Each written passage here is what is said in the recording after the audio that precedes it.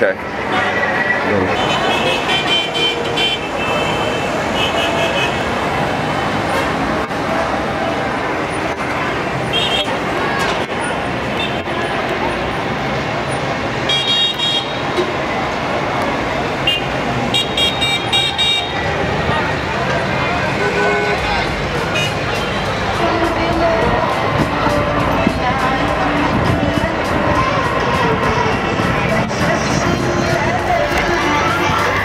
So here we are, Tahrir Square, Egypt, Cairo.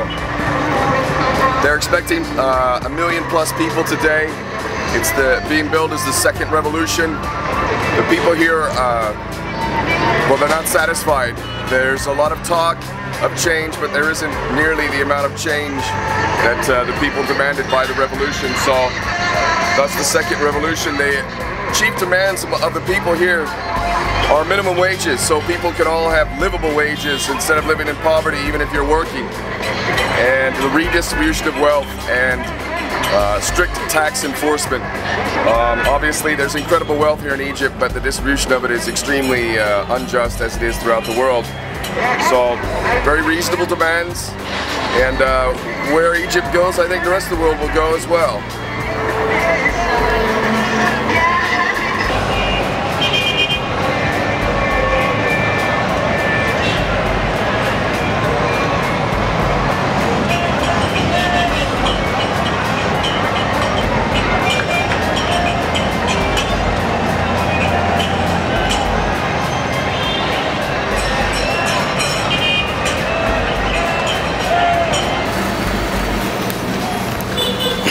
Of interest today, since it's such a big day, second revolution, is the army has announced that it will not be present, that it won't be stopping anybody going to Tahrir Square, and they won't be present. This is very, very concerning, because there needs to be some protection for the demonstrations themselves.